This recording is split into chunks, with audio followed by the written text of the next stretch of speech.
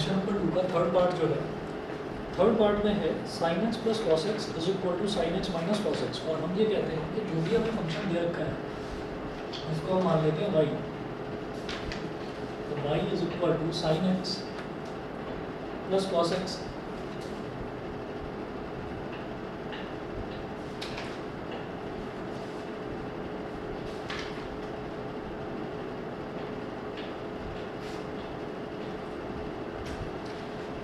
Sign x plus cos x upon sine x minus cos x. तो ये function दे रखा है। अब ऐसे में हम ये देखेंगे कि एक तो न्यूमरेटर है और एक डिनोमिनेटर है।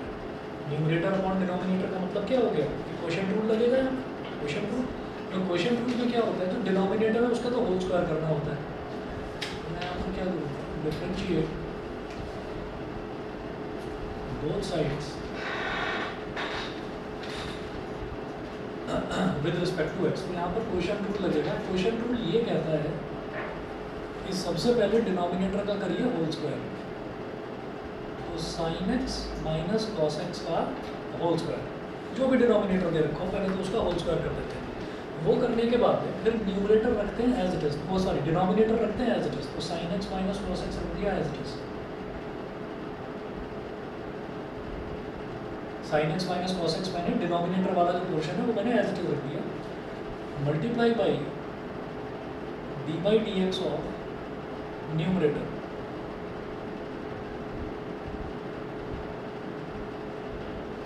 Denominator as it is into d by d x of numerator minus,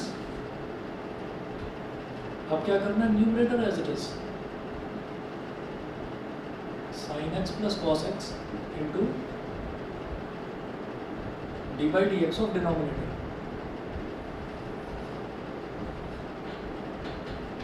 ये हो गया। तो क्या होगा, दोबारा देखिएगा कि डिनोमिनेटर का होल स्क्वायर, जब भी क्वोशिएंट रूल लगाएंगे तो डिनोमिनेटर का होल स्क्वायर, फिर denominator as it is into d by d x of numerator minus numerator as it is into d by d x of denominator. ये करना होता है। ये हमारा हो गया d y by d x, d y by d x differential. अच्छा, अब d y by d x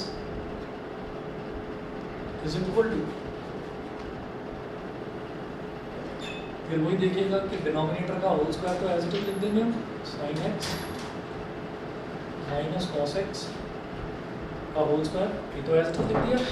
और उसके बाद देखिए ये sine x minus cos x as it is है, sine x minus cos x, ठीक। और फिर जब इसको डिफरेंशिएट करेंगे तो साइन एक्स का डिफरेंशियल क्या हो जाएगा, कॉस एक्स,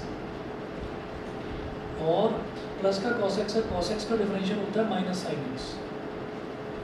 तो ये हो गया cos x minus sine x, ठीक है। ये कुछ 12-13 के करीब कुछ फॉर्मूले हैं, वो फॉर्मूलों की शीट भेज दूंगा, वो लर्न कर लेंगे, ठीक है ना। और बाकी अभी जो है 2-1 दिन का टाइम दे दीजिए, 2-1 दिन बाद फिर एक्स्ट्रा क्लास लेकर तो पुराने हैं वो कवर करा देंगे। आप में से भी किसी बच्चे ने, जैसे तुम्हारा भी छूटा हुआ है, उन्हें पुराना कवर करा देंगे, ठीक है ना, उसकी चिंता मत करना। माइनस ये है sine x plus cos x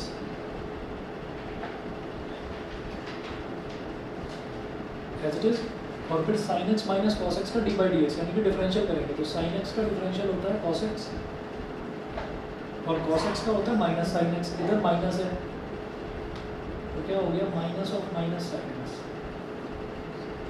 समझ गए। अभी ये हो गया sine x minus cos x into cos x minus sine x. क्या करो कि इसमें से ये जो आपका cos x minus sine x है, इसमें से माइनस कॉमन ले लो। ये sin x minus cos x रहा एज इट इज, ठीक है। और ये जो cos x minus sine x है, इसमें से माइनस साइन कॉमन ले लिया, तो ये क्या हो जाएगा, sin x minus cos x। भाई खुद सोचो, अगर मान लीजिए मेरे पास ये लिखा हुआ है 2 इंटू ए माइनस बी, अगर ये लिखा हुआ है और मान लो मैं इस a माइनस बी में से माइनस कॉमन ले लूँ, मैंने माइनस को बाहर ले लिया, और ये जो 2 है ये एज इट इज रहेगा, है ना।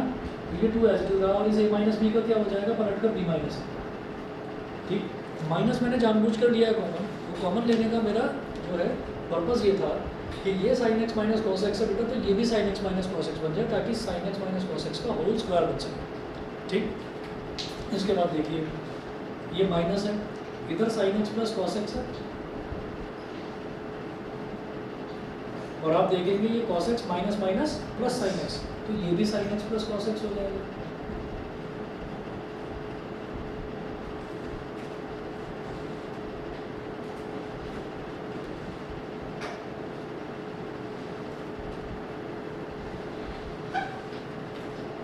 है, और डिनोमिनेटर में sine x minus cos x का होल स्क्वायर।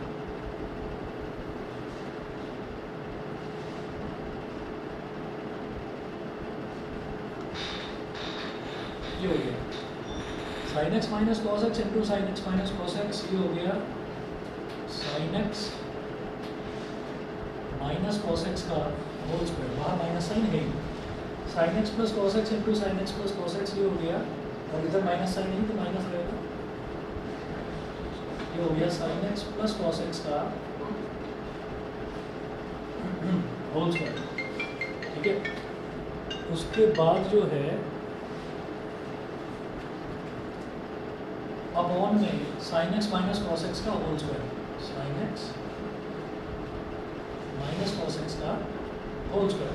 ठीक, अब जरा देखिएगा, इधर भी माइनस है और इधर भी माइनस है, तो माइनस कॉमन ले लो, माइनस ले लिया कॉमन, तो sine x minus cos x का होल स्क्वायर बचा यहाँ पर।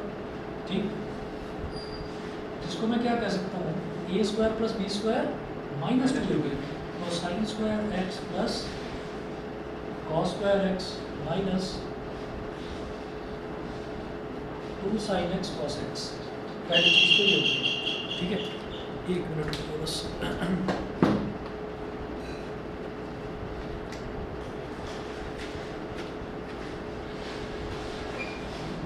हाँ जी, बच्चे को बारिश हो रही है, बारिश है,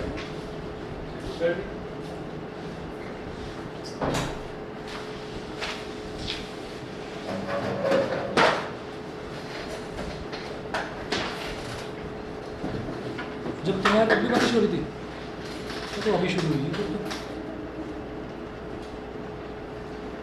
अच्छा, तो अब जरा देखिएगा, ये इधर से भी माइनस कॉमन ले लिया, इधर से भी माइनस कॉमन ले लिया, तो ये बचा sine x minus cos x का whole square, sine square x plus cos square x minus 2 sine x cos x, और फिर ये sine x plus cos x का होल स्क्वायर है, माइनस कॉमन ले चुका हूँ तो प्लस बचेगा ये, तो ये क्या हो जाएगा, प्लस का sign square x plus cos square x plus 2 sine x cos x, ये हो गया। ठीक है, इसके बाद देखिएगा, डिनोमिनेटर में sine x minus cos x का होल स्क्वायर,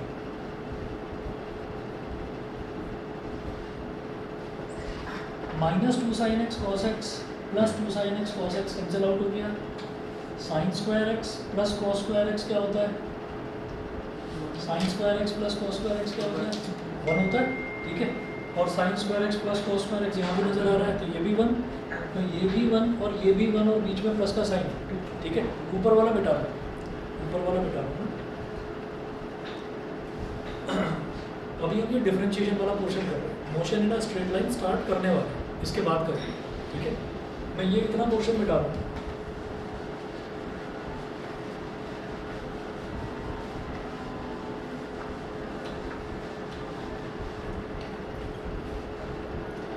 हाँ जी, तो बाहर तो माइनस का साइन है, ये sine square x plus cos square x हो जाएगा 1,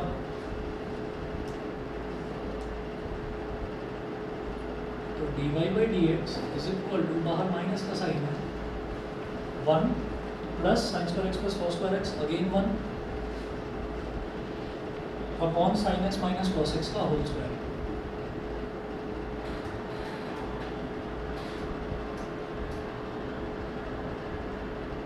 इज इक्वल टू -2, ये तो 1 + 1 2 हो गया और बाहर माइनस है, तो -2 upon sine x minus cos x का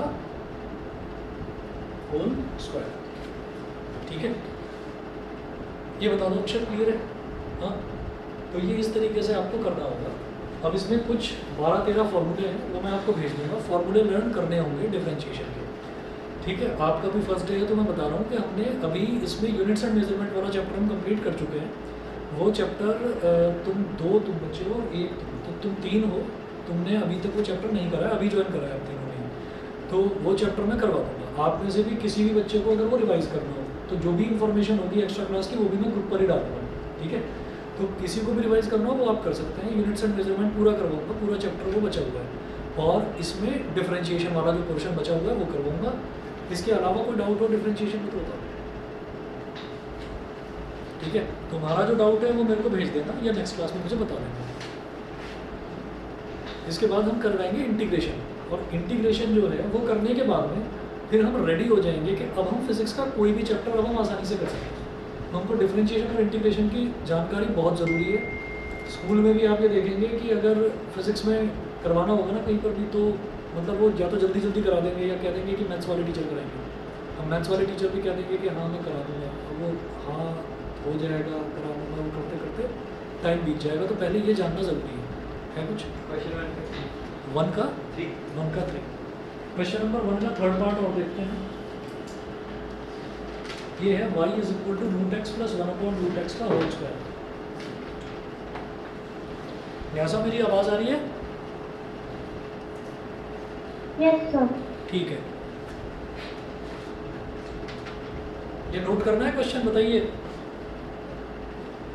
ये जो होमवर्क दिया था उसमें क्वेश्चन नंबर 2 का थर्ड पार्ट है, करना है नोट? यस सर, मैं सभी कर रही हूँ, थोड़ा सा कर लीजिए। ठीक है ठीक है। क्वेश्चन नंबर 1 का थर्ड पार्ट है।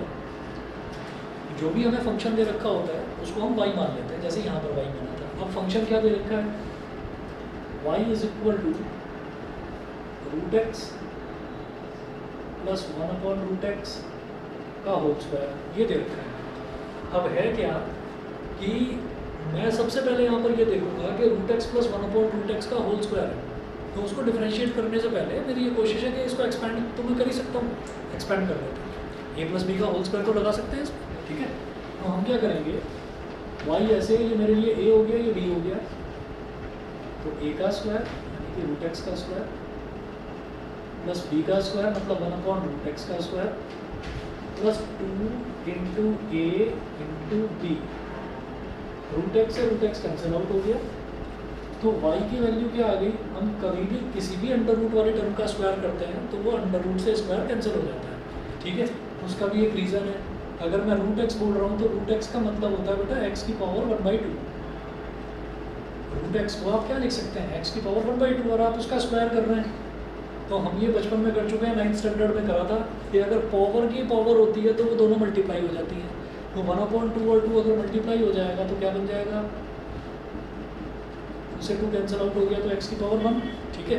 तो इसलिए ऐसे ही जनरल भाषा में हम ये बोल देते हैं कि अगर अंडर रूट का स्क्वायर कर रहे हैं या स्क्वायर का अंडर रूट कर रहे हैं तो स्क्वायर और अंडर रूट एक दूसरे को खत्म कर देते हैं, कैंसिल कर देते हैं। तो रूट एक्स का स्क्वायर क्या हो गया? x, हाँ जी, 1/√x का स्क्वायर, तो 1 का स्क्वायर 1, रूट एक्स का square x, x plus 1/x हो गया। रूट एक्स से रूट एक्स यहाँ कट ही चुका है, तो ये बचा केवल 2। इसके बाद देखिएगा,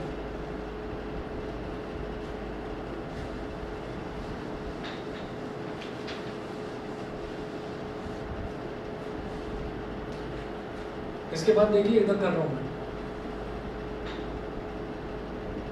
differentiate with respect to x, ठीक है। अब आप लोग जैसे नए भी हैं तो आपके लिए भी बताता हूँ कि इसमें मैं डिफरेंशिएशन में कर क्या रहा हूँ, 12-13 फॉर्मूले हैं वो हमने याद कर लिए, बस उसको अप्लाई करना है। तो आप ये देखिए, ये जो x है, इस x का मतलब क्या है? मैं इधर एक स्टेप और लिखूँगा, ये नीचे वाला मिटा रहा हूँ।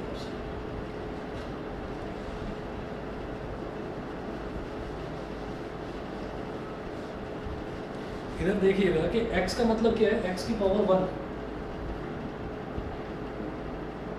तो 1/x का मतलब क्या है? x की पावर -1, और 2 तो एक कांस्टेंट है। अब जब डिफरेंशिएट करेंगे तो एक फॉर्मूला होता है, वो डिफरेंशिएशन का, x की पावर n, जब इसका डिफरेंशिएशन करते हैं तो ये हो जाता है n x की पावर n-1।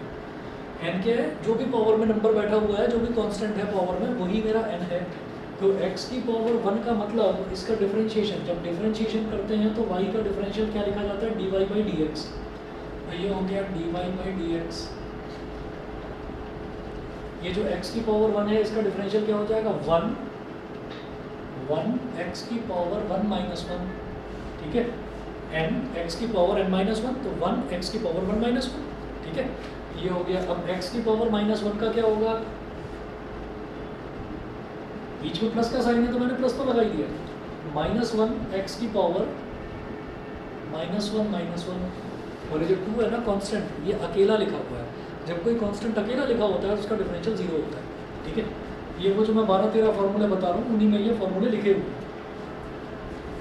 तो वो करने होंगे। dy/dx इज इक्वल टू, ये 1 तो एज इट इज रहेगा बेटा, x की पावर 0 का मतलब 1, एनीथिंग टू द पावर 0 1 होता है, तो 1 × 1 प्लस माइनस क्या हो गया -1 और x की पावर -2, और ये तो 0 ऐड हो रहा है, उसको लिखो है ना लिखो, क्या फर्क पड़ता है।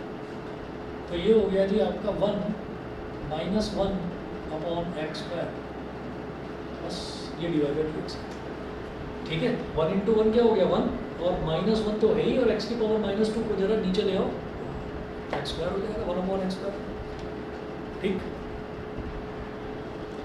हाँ जी, नोट कर लिया ये वाला, बता दो। Yes sir. ठीक है, मिटा रहा हूँ इसे। और बताइए, क्वेश्चन नंबर 3 भेजा था, 4 भेजा था।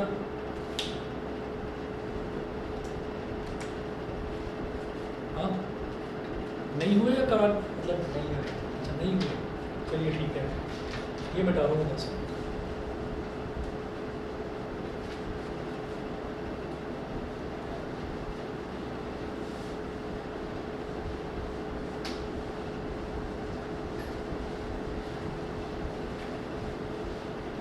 चलिए, तो फिलहाल तो इंटीग्रेशन करवाता हूँ स्टार्ट, अगली क्लास में करवाता हूँ फिर ये क्वेश्चंस, ठीक है। चलिए, इंटीग्रेशन के फॉर्मूले लिखिएगा। और अब आप में से जो भी बच्चा डिफरेंशिएशन नहीं कर पाया है या रिवाइज नहीं हो पाया ठीक से, तो डिफरेंशिएशन के फॉर्मूले भी मैं अभी लिखवा रहा हूँ। और डिफरेंशिएशन के फॉर्मूले लिखना क्यों ज़रूरी है, क्योंकि अगर डिफरेंशिएशन के फॉर्मूले मुझे याद है तो इंटीग्रेशन में बड़े आराम से कर लूँगा, ठीक है। तो दोनों को ना रिलेट करके याद करना है, ठीक। देखिएगा कैसे।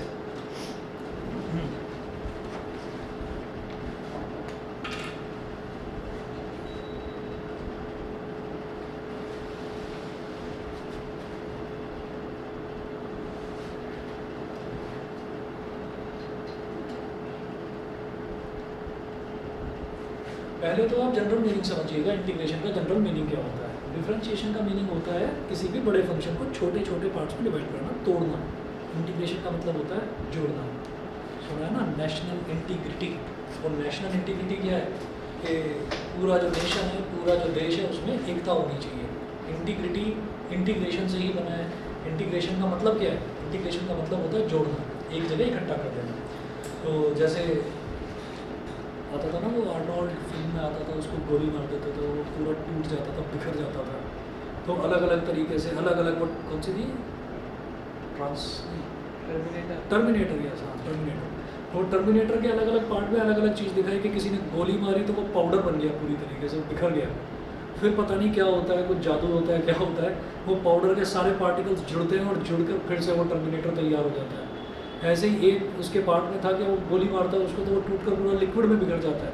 फिर वो लिक्विड के छोटी छोटी ड्रॉप्स दिखाते हैं कि एक ड्रॉप आई, दूसरी ड्रॉप आई, तीसरी आई, वो ड्रॉप्स जुड़ती गई जुड़ती गई जुड़ती गई और बन गया आर्नोल्ड, वो बनकर तैयार हो जाता है। वो चश्मा वश्मा सब लगा कर गोलियाँ ये चलता है उसमें। तो ये वही चीज़ है कि छोटे छोटे जो एक्सप्रेशंस हैं, उन छोटे छोटे एक्सप्रेशंस को जोड़ना और जोड़कर पूरा बड़े एक्सप्रेशन तक पहुँचना, दिस इज कॉल्ड इंटीग्रेशन। हम ये जानते हैं ये कोई भी चीज़ जो है वो, फॉर एग्जांपल ये पिटा रहा हूँ से,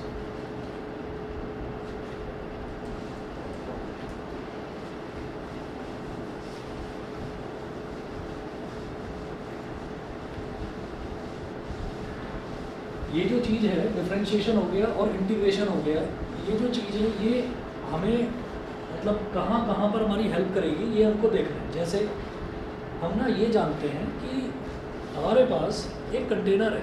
अब वो कंटेनर कैसा भी हो सकता है वो क्यूबॉइड की शेप का हो, क्यूबॉइड की शेप का जैसे कि बड़ा सा बॉक्स हो कोई, हो सकता है वो सिलिंड्रिकल टैंक हो सकता है कि वो कोन की शेप का कोई टैंक हो, ठीक है। मान लीजिए हमारे पास एक सिलिंड्रिकल टैंक है, ये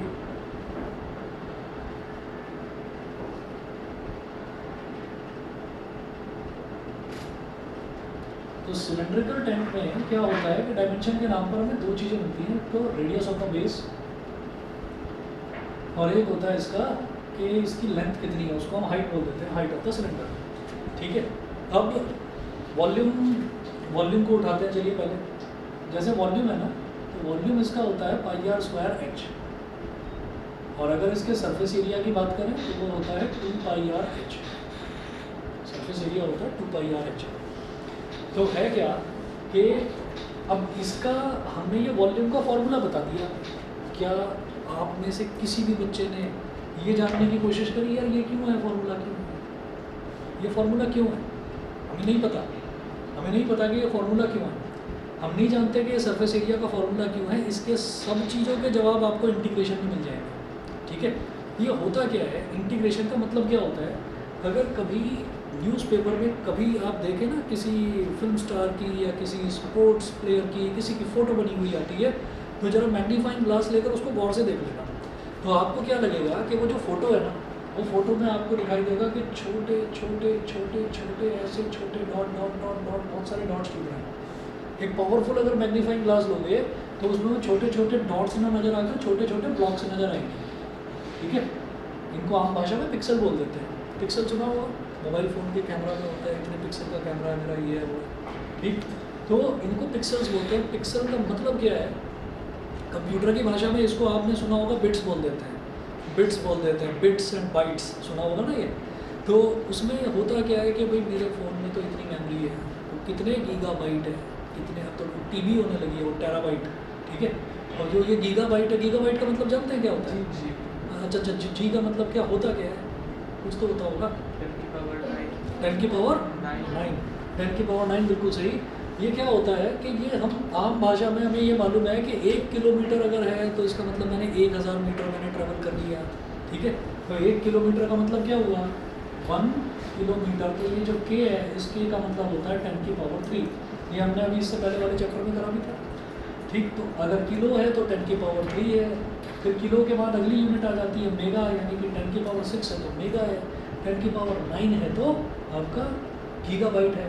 ठीक है, 10 की पावर 12 है तो टेराबाइट हो जाता है। ठीक, तो आप ये देखिएगा कि अब कितने सारे, अगर मान लीजिए किसी ने कहा कि भाई इतने मेगापिक्सल का कैमरा है, मेगापिक्सल सुना होगा ना, मेगापिक्सल, किसी ने बोला कि नहीं मेरा ना 10 मेगापिक्सल का है, मेगापिक्सल। इसका मतलब पता है क्या है? इसका मतलब ये है कि 1 मीटर स्क्वायर, 1 मीटर स्क्वायर जो शीट है, उस मीटर स्क्वायर शीट में 10 इंटू 10 की पावर 6, 10 इंटू 10 की पावर 6 पीसेस, 10 इंटू 10 की पावर 6 पीसेस आ जाएंगे किसी भी इमेज के। ठीक है, तो इसका मतलब क्या होता है कि भाई हमने ये छोटे छोटे छोटे छोटे टुकड़े जोड़ जोड़ कर पूरी बड़ी एक पिक्चर तैयार कर दी। ठीक, बड़े बड़े जो पोस्टर्स लगते हैं, बड़े बड़े जो बैनर्स लगते हैं, सिंगल टुकड़ा नहीं होता उसका। ठीक है, उसमें क्या होता है कि उसमें छोटे छोटे होते हैं कि वॉल पर पहले इधर वाला एक टुकड़ा लगा दिया, दूसरा उसके पीछे नंबर लिखा रहता है कि 1 number, 2 number, 3 number, 4 number, 5 number, 6 number. तो ऐसे 6 जो पोस्टर्स हैं उनको सीक्वेंशियली लगाया जाता है, तब पूरा बड़ा फिल्म का एक पोस्टर नज़र आता है दीवार पर लगा हुआ। तो इसी तरीके से हम ये कहते हैं कि छोटे छोटे जो पिक्सल्स हैं, छोटे छोटे पिक्सल्स को जोड़ देते हैं तो पूरी बड़ी पिक्चर बन जाती है। ये जो पूरा जो आपका सिलेंडर है, इस सिलेंडर को गोली से उड़ा दिया और इस सिलेंडर का छोटे छोटे छोटे छोटे टुकड़े हो गए। वो जो छोटे छोटे टुकड़े हैं that are called differential elements, उनको डिफरेंशियल एलिमेंट्स बोलते हैं। उन सबको जोड़ दो तो वो पूरा वो टर्मिनेटर वाला सीन तैयार हो जाता है कि आपका पूरा का पूरा जो ये सिलेंडर है इसका पूरा वॉल्यूम तैयार हो गया। बहुत नॉर्मल सी चीज़ अभी बताऊँगा, V is equal to pi r square h है। ठीक है, तो अगर मान लीजिए V is equal to pi r square h है, V is equal to pi r square h. ठीक, अब कोई ये बोले कि इसको ना रेडियस के रिस्पेक्ट में, r के रिस्पेक्ट में डिफरेंशिएट करो, तो क्योंकि डिफरेंशिएशन का थोड़ा बहुत आइडिया आपको अभी है, पक्का अभी सब में से किसी को भी अभी अच्छे से आता नहीं है, लेकिन जितना आता है उसी के हिसाब से बताऊंगा कि अगर कोई कहे कि नहीं इसको रेडियस के रिस्पेक्ट में डिफरेंशिएट करिए, तो आप कहेंगे कि रेडियस के रिस्पेक्ट में, अच्छा तो v इधर है तो d बाई डी आर, हमने जो d बाई डी एक्स करा था वो क्या था, x के रिस्पेक्ट में डिफरेंशिएट। अभी इस तरफ भी फिर d बाई डी आर हमने कर दिया, पाई आर स्क्वायर एच। डिफरेंशिएट करने का मतलब क्या है कि इसको आपको तोड़ना है, अच्छा, फिर देखिएगा क्या करना होगा।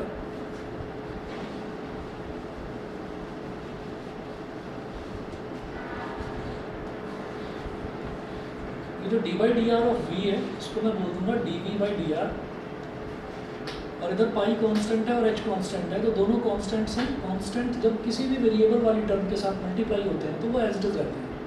तो भाई पाई एज इट इज रहा, एच एज इट इज रहा, लेकिन डी बाई डी आर है, इसका मतलब जो ये आर वाला टर्म है ये वेरिएबल टर्म है। आर स्क्वायर को डिफरेंशिएट करिए, क्या था, एक्स की पावर एन, क्या था, एन एक्स की पावर एन माइनस वन। तो इसी तरीके से आर की पावर एन क्या हो जाएगा, एन आर की पावर एन माइनस वन। तो आर की पावर टू क्या हो जाएगा, टू आर की पावर टू माइनस वन। तो इसको क्या बोलेंगे, टू पाई और आर की पावर टू माइनस वन कितना हो गया, आर और एच। वॉल्यूम को डिफरेंशिएट करेंगे तो सरफेस एरिया आ जाएगा, वॉल्यूम को डिफरेंशिएट करेंगे तो सरफेस एरिया आ जाएगा, और ये हर फिगर पर लागू होता है। तो अगर फिगर हमारी कोई सिलेंडर को मैं जानता हूँ, कोन को जानता हूँ, स्फीयर को जानता हूँ, क्यूबॉइड, क्यूब, पैरेललोग्राम, ये जो हैं बहुत सारी जो फिगर्स हैं जिनको मैं जानता हूँ, उनका तो मेरे को रटा पड़ा है सारा फार्मूला। लेकिन अगर वो फार्मूला मेरे को नहीं भी आता तो इंटीग्रेशन की हेल्प से मैं वॉल्यूम निकाल सकता हूँ, इंटीग्रेशन की हेल्प से मैं ये फार्मूला डिराइव कर सकता हूँ। ये सब कुछ हम कर सकते हैं, और आज 11th में तो नहीं लेकिन 12th क्लास में ये सारे के सारे प्रॉपरली एक चैप्टर है अलग, उसमें सारे फार्मूले ही आप डिराइव करेंगे। डेरिवेशन का क्वेश्चन होता है, 6 नंबर का क्वेश्चन आता है, ठीक है, बड़ा आसान तरीका है करने का। और अब आप ये देखिएगा कि मुझे छोटी छोटी चीज़ों को जोड़कर अगर बड़ी चीज़ बनानी है तो वो मेरे पास इंटीग्रेशन हो जाता है, ठीक है। और अगर किसी बड़ा फार्मूला है उसको हम छोटा डिवाइड कर दें तो वो डिफरेंशियल हो जाता है उसका। तो अब मैं इंटीग्रेशन पर आता हूँ। इंटीग्रेशन में आप फार्मूले नोट करेंगे, ये मैं मिटा दूँ, ठीक है, ये आपको नोट करने की ज़रूरत भी नहीं है, ये मैं आपको एक हिंट देना चाह रहा था कि इंटीग्रेशन का यूज़ क्या है। इंटीग्रेशन का यूज़ ये है कि जिन फिगर्स को हम जानते हैं वो तो ठीक है ही, लेकिन अगर कोई उल्टी सीधी टेढ़ी मेढ़ी कोई भी फिगर आ जाए ना, यानी मेरा ना एक ग्लास है,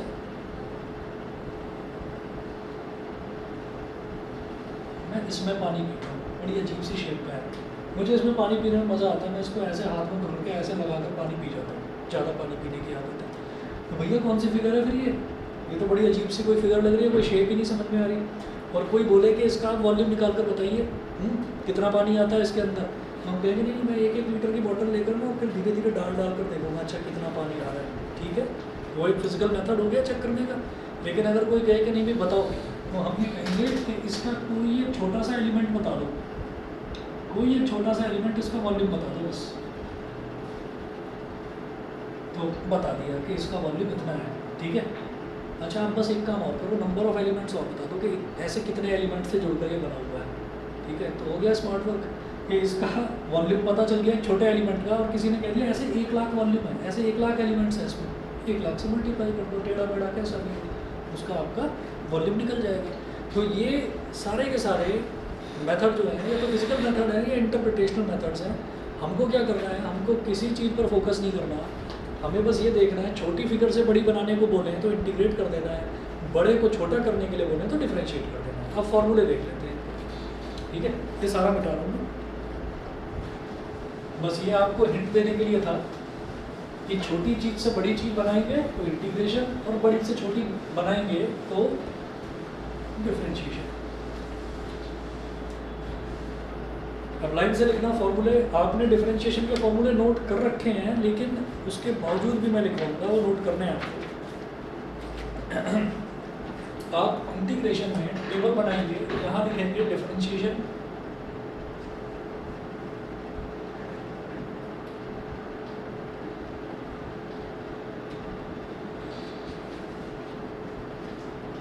डिफरेंशिएशन और यहाँ इंटीग्रेशन।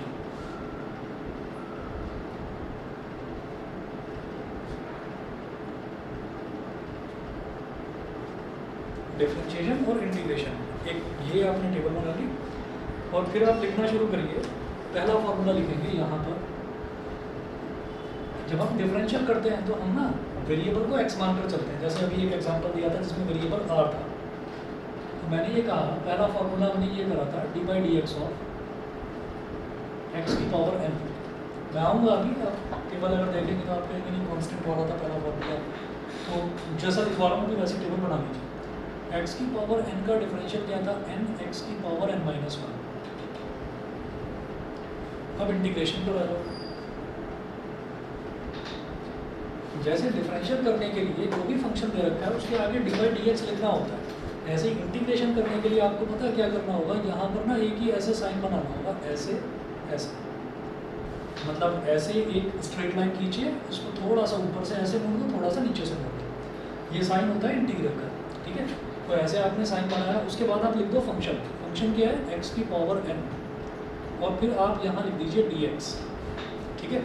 ये करना होता है, किसी भी फंक्शन का डिफरेंशियल करना है तो आप ऐसे एक ये साइन बनाएंगे, इधर डी एक्स लिखेंगे, बीच में फंक्शन लिख देंगे। किसी भी फंक्शन का डिफरेंशियल करना होता है तो डी बाई डी एक्स लिखेंगे और फिर फंक्शन को लिख देंगे।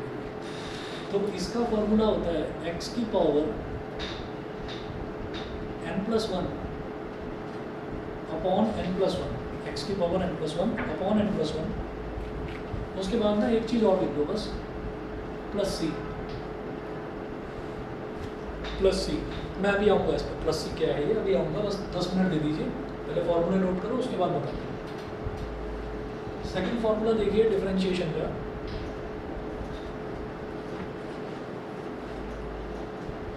D by d x of x, अगर सिर्फ एक्स है तो एक्स का डिफरेंशियल क्या होता है, 1 होता है, ये हमने देखा था।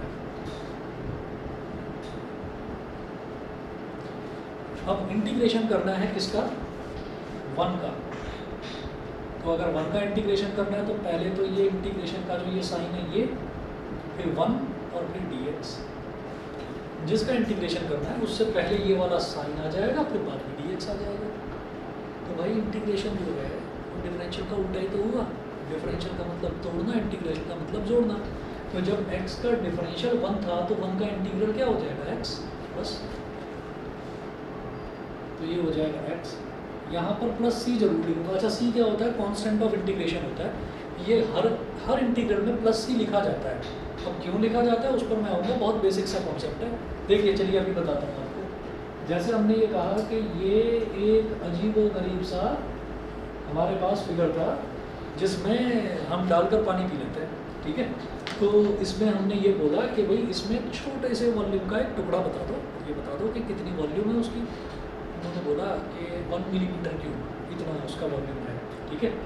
तो क्या यूनिफॉर्म पीसेस मिल सकते हैं एक जैसे, हम ये कहेंगे एक जैसे पीस नहीं मिल सकते। इसमें हो सकता है कि इस कोने में जो मैं टुकड़ा निकालूँ वो छोटा हो, तो फिर ये जो कोना बचा हुआ है इतना सा, यहाँ पर क्यूबॉइडल पीस नहीं मिलेगा, यहाँ पर जो है छोटा सा ट्रायंगुलर पीस मिलेगा, ठीक है।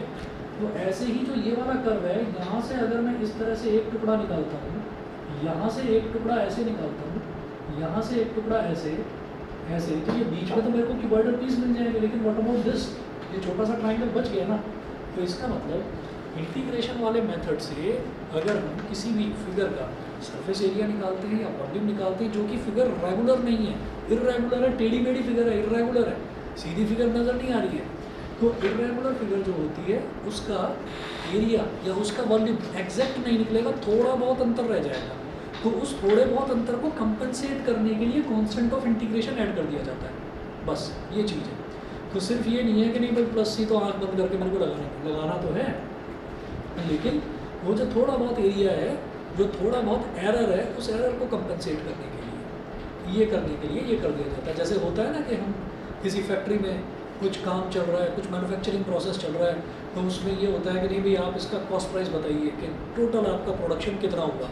तो टोटल प्रोडक्शन ये हो गया कि भाई हमने लेबर को सैलरी दे दी, हमने बिजली का बिल दे दिया, हमने मशीन की जो मेंटेनेंस कॉस्ट है वो निकाल दी, सब कुछ निकाल दिया। पता चला कि नहीं बीच में जो है क्या कहते हैं किसी वर्कर का एक्सीडेंट हो गया, तो उसको मतलब खर्चा हो गया उस पर जो भी है, मतलब उसका जो डॉक्टर वगैरह का या फर्स्ट एड का मेडिकल का जो खर्चा है वो हो गया। एक गाड़ी जा रही थी यहाँ से सामान लेकर, उस गाड़ी का एक्सीडेंट हो गया, उस गाड़ी की रिपेयरिंग, तो ये सब किस चीज़ में आ जाती है, मिसलेनियस कॉस्ट में। तो अगर 1.5 लाख रुपए मंथ का किसी का खर्चा हो रहा है प्रोडक्शन करने का, प्रोडक्शन यूनिट का, तो वो कहता नहीं 10-12 हज़ार मेरा जो मिसलेनियस कॉस्ट में आ जाता है।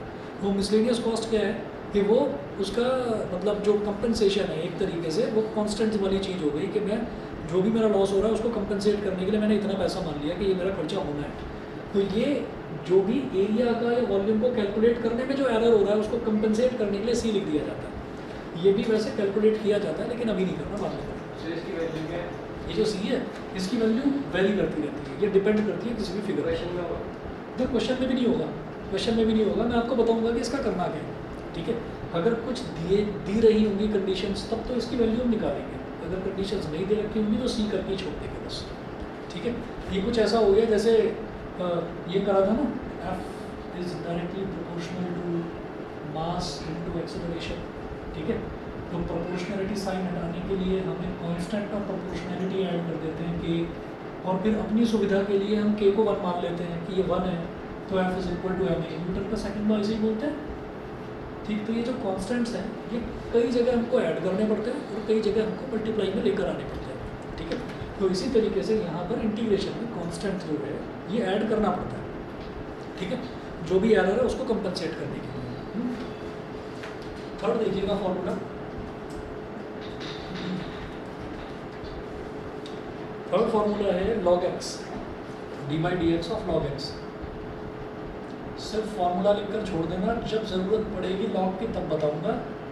फिजिक्स में ज़रूरत पड़ेगी आपका वॉल्यूम 2 में, अभी फिजिक्स 2 पार्ट्स में डिवाइडेड है, ये वॉल्यूम 1 है, वॉल्यूम 2 में इसकी ज़रूरत पड़ेगी जब लिक्विड मैकेनिक्स पढ़ेंगे, तो अभी ज़रूरत नहीं है इसकी। बस इतना याद रखिए log x का क्या फंक्शन, log x क्या करता है कि अगर हम log के आगे कोई भी टर्म लिखी हुई है वो डिफरेंशिएट करता है तो वो उसको पटक कर डिनोमिनेटर में ले आता है, बस इतना याद रखिए, ये 1/x हो जाता है। अगर log के आगे लिखा होता sin x लिखा होता तो वो 1/sin x कर देता उसको, ठीक है। थर्ड देखिएगा, ये जस्ट इसका उल्टा कि अगर इंटीग्रेशन कर दिया जाए 1/x का तो इसका रिजल्ट क्या आएगा log x। log x का डिफरेंशियल करा तो 1/x, 1/x का इंटीग्रल करा तो log x। फोर्थ देखिएगा, फोर्थ है अब ट्रिग्नोमेट्रिक जो फॉर्मूले हैं उन पर आ जाइए, D by d x of sine x. Sine x का डिफरेंशियल होता है कॉस एक्स,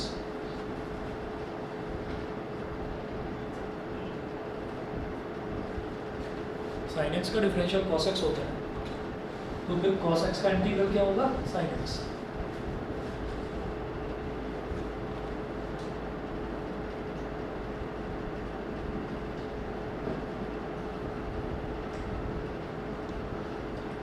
और प्लस सी पांचवा,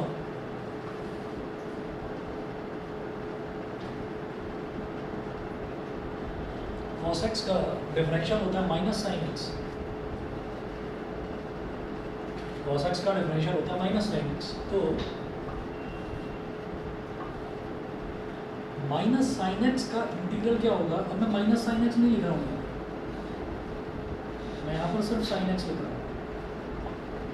आप सीधा लिखिए कि साइन एक्स का इंटीग्रल क्या हो जाएगा, लिखिएगा माइनस कॉस एक्स प्लस सी, ठीक। मेरी बात समझिएगा कि अगर मैं माइनस साइन एक्स का इंटीग्रल लेता तो बेटा वो कॉस एक्स आ जाता, लेकिन मैंने माइनस साइन एक्स का ना लेकर इस माइनस साइन को मैं उधर ले गया, तो ये प्लस कॉस बनता लेकिन वो माइनस बनता। अगर मैं माइनस साइन एक्स का लेता तो आता plus cos x, minus sine x है ना डिफरेंशियल इसका, माइनस साइन एक्स का लेता तो आता कॉस एक्स, लेकिन मैं तो प्लस साइन एक्स का ले रहा हूँ तो वो साइन इधर चला जाएगा, माइनस वाला जो साइन है वो इधर चला जाएगा। क्लियर है, ठीक है। चलिए जी छठा देखिएगा, साइन एक्स कॉस एक्स, ऐसे ही tan x d by d x of tan x, ये होता है सेक स्क्वायर एक्स। तो अगर सेक स्क्वायर एक्स का इंटीग्रल कर दिया जाए क्या होता है ten x.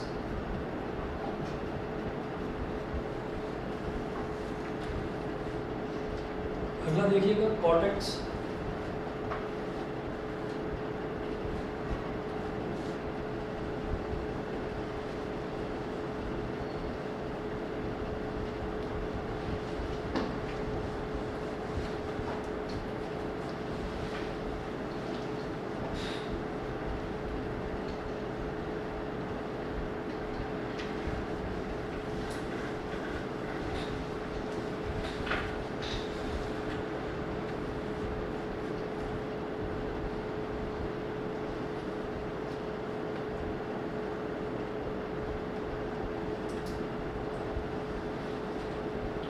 D by d x of cot x, तो जो कॉट एक्स है, कॉट एक्स का डिफरेंशियल क्या होता है? Minus cos x square x.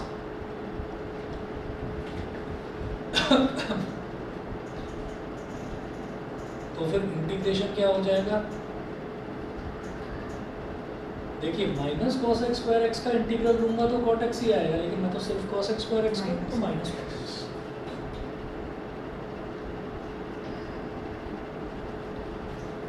ठीक, साइन कॉस टैन कॉट, अगला क्या बचा? सेक।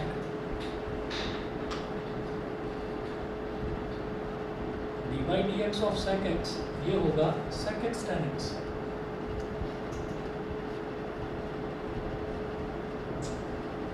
क्या करिए? Integration of sec x tan x,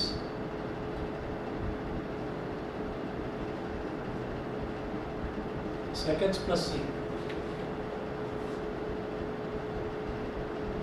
अब क्या बचा? कॉसेक, तो d by d x of cosec x, ये होता है minus cosec x cot x.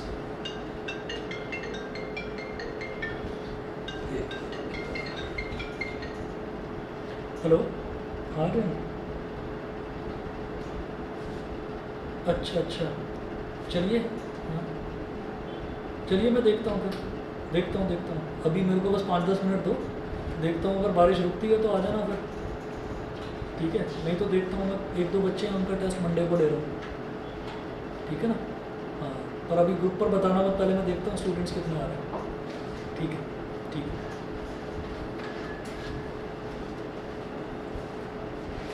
बारिश हो रही है, टेस्ट नहीं देना इसी चक्कर में, वैसे बारिश में आ जाएंगे, लेकिन टेस्ट वाले दिन एक बहाना मिल गया, बारिश हो रही है। तो मैंने ये देखा है कि बारिश वाले दिन ज़्यादा बच्चे आते हैं। क्यों? क्योंकि बारिश में थोड़ा मौसम अच्छा होता है, घूमने फिरने में अच्छा लगता है। चलिए, अब कॉसेक एक्स का जो डिफरेंशियल है वो है minus cosec x cot x, तो इसका उल्टा कॉसेक एक्स कॉट एक्स का इंटीग्रल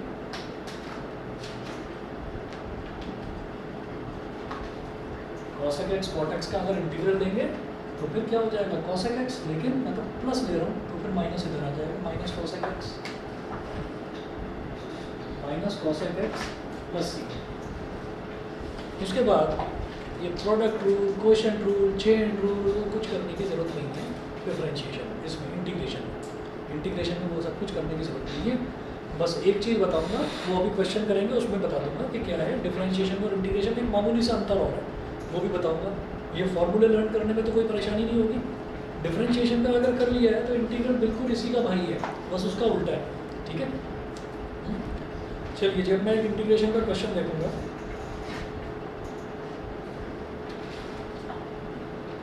एग्जाम्पल नंबर 11 हमने 10 तक किया था ना, ठीक है? एग्जाम्पल नंबर 11, 10 तक तो डिफरेंशिएशन के थे, ये मिटा दें। बताइए बेटा, ये नोट कर लिया? सब मिटा दूं? ये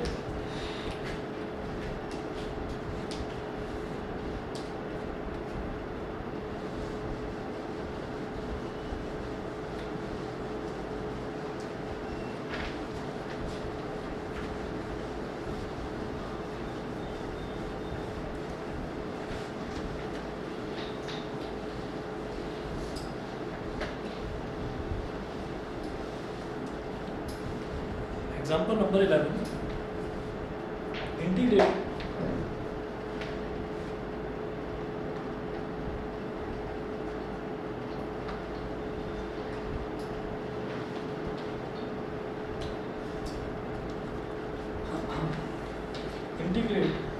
x square minus cos x plus 1/x,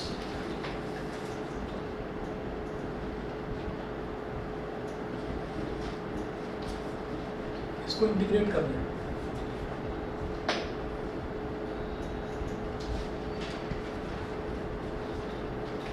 तो integration of x square minus cos x plus 1/x dx, जो भी फंक्शन होता है उस फंक्शन से पहले इंटीग्रेशन का साइन और बाद में dx, ये लगाना होता है। हाँ जी, तो एक्स स्क्वायर का मतलब क्या हो गया? एक्स की पावर n वाला फॉर्मूला। इंटीग्रेशन का देखो, एक्स की पावर n वाला सबसे पहला फॉर्मूला लिखवाया क्या है? एक्स की पावर 2x। देखिए इंटीग्रेशन का x की पावर n+1 अपॉन n+1 ये है, तो यहाँ क्या हो जाएगा x की पावर 2 है, उल्टा ये क्या हो जाएगा x की पावर 2+1 अपॉन 2+1, ये तो x स्क्वायर का होगा, ठीक है। उसके बाद जरा चेक करो cos x का इंटीग्रल क्या है, cos x का इंटीग्रल है sin x, ठीक है, माइनस साइन अपनी जगह रहेगा और cos x का इंटीग्रल क्या हो गया sin x, ठीक है। अच्छा अब जरा देखो 1/x का इंटीग्रल क्या है log x, तो ये हो गया log x, ठीक।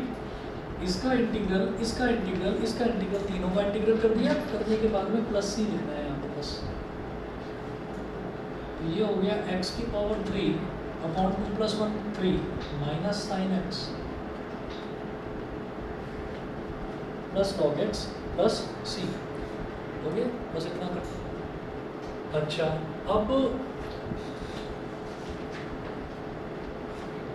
एक जरा सी छोटी सी एक टाइप और होती है इंटीग्रेशन की, ये जो कांस्टेंट हम लगाते हैं ना c, तो इस कांस्टेंट का मतलब क्या है कि इंटीग्रेशन का रिजल्ट पक्का ठीक नहीं आएगा, थोड़ा बहुत उसमें एरर आएगा, उस एरर को कंपनसेट करने के लिए हम ये कांस्टेंट ऑफ इंटीग्रेशन लगा देते हैं, ठीक है। अच्छा अगर कोई कहे कि नहीं मेरे को तो डेफिनेट आंसर चाहिए, तो उसको हम कहते हैं डेफिनेट इंटीग्रल। दो तरीके के इंटीग्रल होते हैं, एक इंडेफिनिट और एक डेफिनेट। इंडेफिनिट में यानी कि जिसमें पक्का नहीं है उसमें सी आएगा, और जो डेफिनेट है उसको करने का बड़ा आसान सा तरीका होता है, बताता हूँ अभी। अगला एग्जाम्पल नोट करो, एग्जाम्पल नंबर 12, उससे समझ में आ जाएगा। एग्जाम्पल नंबर 12 में है evaluate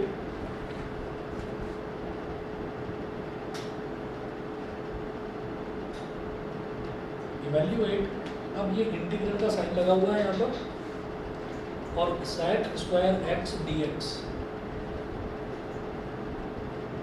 sec square x dx, ये जो इंटीग्रेशन है इसके नीचे यहाँ पर लिखा हुआ है बेटा 0, और जो इंटीग्रेशन का ऊपर वाला हिस्सा है इस पर लिखा हुआ है π/6, इसको बोलते हैं लोअर लिमिट, इसको बोलते हैं अपर लिमिट। तो नीचे लिखा है लोअर लिमिट, जो ऊपर लिखा है दैट इज अपर लिमिट, तो 0 से π/6, ठीक।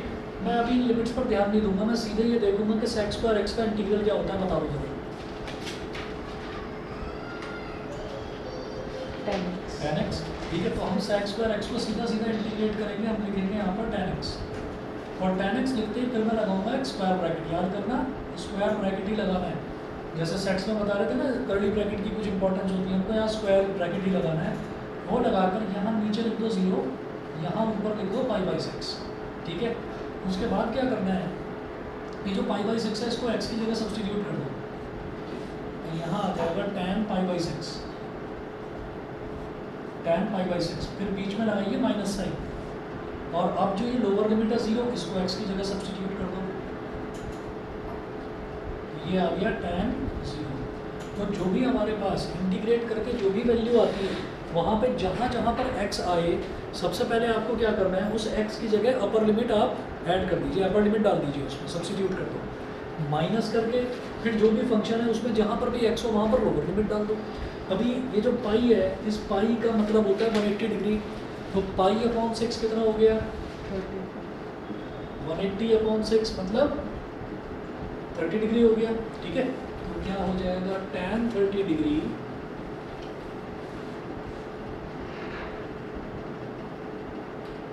माइनस tan 0, मैं जानता हूँ कि tan 30 डिग्री की वैल्यू होती है 1/√3, ये करा होगा 10th में भी, और tan 0 कितना होता है, 0 होता है, तो कुल मिलाकर इसका रिजल्ट आ गया 1/√3। तो जहाँ पर भी आपको इंटीग्रेशन के साइन के नीचे और ऊपर वैल्यू दे रखी हो, लोअर लिमिट और अपर लिमिट दे रखी हो, वहाँ पर आप समझ जाइएगा कि वो आपका कांस्टेंट ऑफ इंटीग्रेशन c वहाँ पर नहीं आएगा, वहाँ पर आपका एक फिक्स आंसर आने वाला है, ये डेफिनेट इंटीग्रल होता है, ठीक है। तो एक बार क्या करना है, अपर लिमिट डाल देनी है, एक बार क्या करना है, लोअर लिमिट डाल देनी है, सब्ट्रैक्ट कर देना है, बस, ठीक है। अगला एग्जाम्पल देखते हैं, एग्जाम्पल नंबर 13। एग्जाम्पल 13 में देखिएगा, find the value of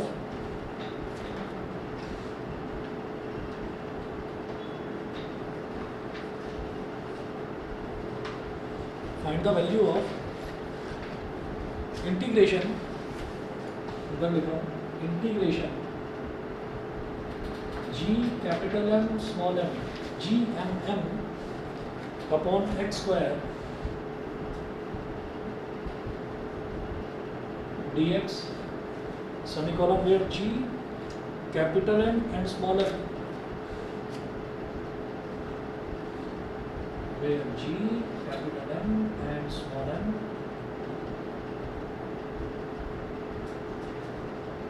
have their usual meanings and are constants.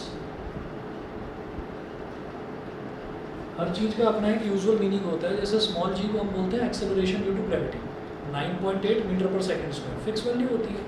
ऐसे ही वही जो ये कैपिटल जी होती है, कैपिटल जी जो होता है, कैपिटल जी को क्या बोलते हैं 6.67 इंटू 10 की पावर -11 न्यूटन मीटर स्क्वायर पर kilogram square, universal gravitational constant. ठीक, G M M upon R square याद करो क्या है, ये आपका यूनिवर्सल लॉ ऑफ ग्रेविटेशन है, जिसमें ये कहा जाता है कि दुनिया की हर एक बॉडी हर दूसरी बॉडी को अट्रैक्ट करती है by this principle. Capital M होता है mass of Earth, capital G capital M, small m क्या होता है मास ऑफ ऑब्जेक्ट. ठीक है, तो ये तीनों ही चीज़ें जो हैं, ना तो यूनिवर्सल ग्रेविटेशन कांस्टेंट चेंज होता है, ना मास ऑफ अर्थ चेंज होता है, और ना ही मास ऑफ ऑब्जेक्ट चेंज होता है. तो ये जो तीनों चीज़ें ये कांस्टेंट है, जो चेंज हो रहा है वो केवल ये है, डी के आगे एक्स लिखा हुआ है, यानी कि यही वेरिएबल है. अब कंप्लीट नहीं है क्वेश्चन. यहाँ पर नीचे लिखा हुआ है बेटा कैपिटल आर, और यहाँ ऊपर लिखा हुआ है इन्फिनिटी, कैपिटल आर और इन्फिनिटी. ठीक है, तो जैसा हम डिफरेंशिएशन में करते हैं कि कांस्टेंट वाली टर्म अगर एडिशन में हो, वो सॉरी मल्टीप्लिकेशन में हो या डिवीजन में हो, तो कांस्टेंट को तो छेड़ते नहीं हैं और वेरिएबल वाली टर्म को छोड़ते नहीं हैं. मतलब उसको हम इंटीग्रेट है तो इंटीग्रेट करेंगे, डिफरेंशिएट है तो डिफरेंशिएट करेंगे.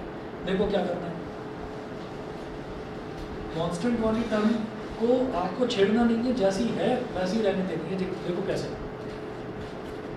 क्या होगा, यहाँ पर integration capital R to infinity capital G capital M small m upon x square d x, ये हो गया. तो ये जो तीन टर्म ऊपर न्यूमरेटर में है वो कॉन्स्टेंट्स, इनको तो निकाल लो बाहर. Capital G capital M small m integration R to infinity. ठीक है, और ये अपॉन में एक्स स्क्वायर है. बैठिए,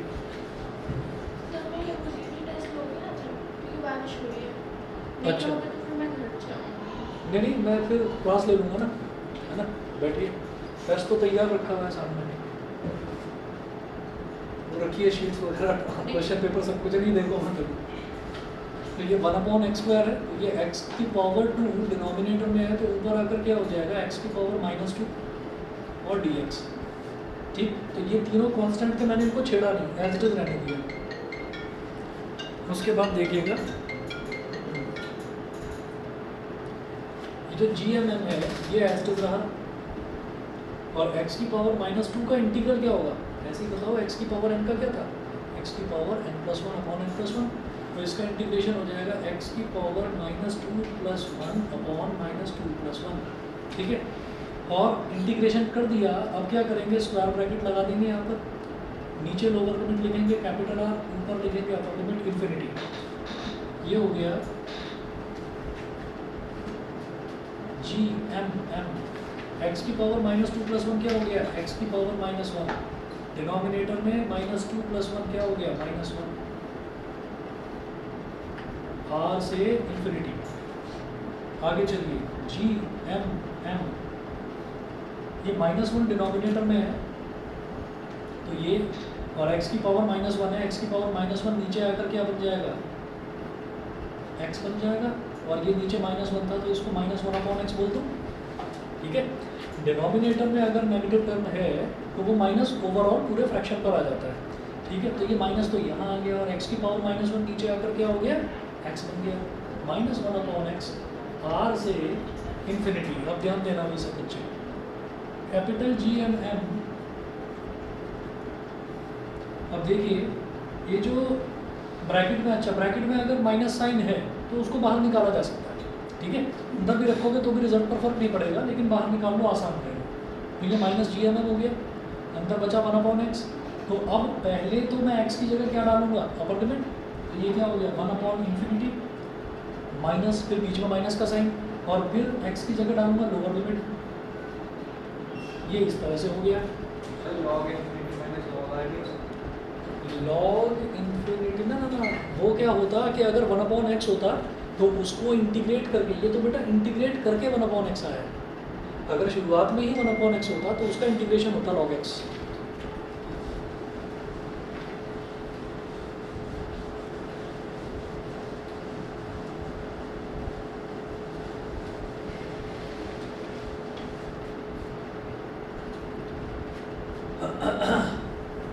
देखिए ये हमारे पास हो गया -g(m)(m) और 1/∞। अब आप समझिए ये जो 1/0 होता है ना, इसको मैं नॉट डिफाइंड बोलता हूँ, पता होगा 1/0 को ही हम नॉट डिफाइंड बोलते हैं।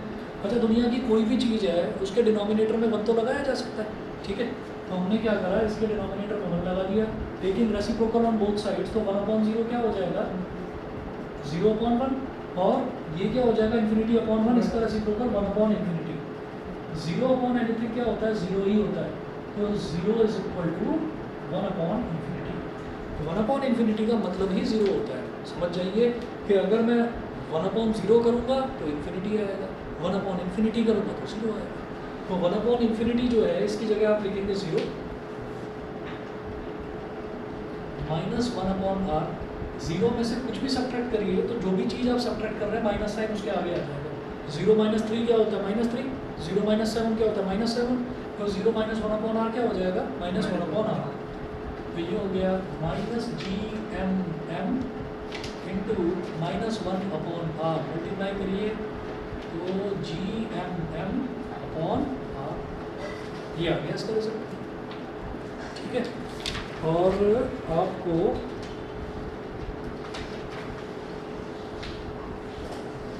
आपको इसके मैं एक ही क्वेश्चन भेजूंगा, बस एक ही क्वेश्चन करना होगा। या चलिए मैं भेजता हूँ क्वेश्चन, आप ट्राई करना। मैं 2 क्वेश्चन भेजूंगा, दोनों के 5-5 पार्ट्स हैं, आप ट्राई करना, जो हो जाते हैं ठीक है, जो ना हो ज़्यादा दिमाग लगाने की जरूरत नहीं है। फर्स्ट टाइम कर रहे हैं इंटीग्रेशन, हो सकता है थोड़े से पार्ट्स टफ लगे, ठीक है, छोड़ देना, मैं करा दूँगा अभी क्लास में, ठीक। चलिए जी, ठीक है, और 2-3 दिन का टाइम दे दीजिए, जो पुराना बचा हुआ है मैं धीरे से आपका कराना शुरू करूँगा, ठीक है, एक्स्ट्रा क्लासेस देकर करवाऊँगा।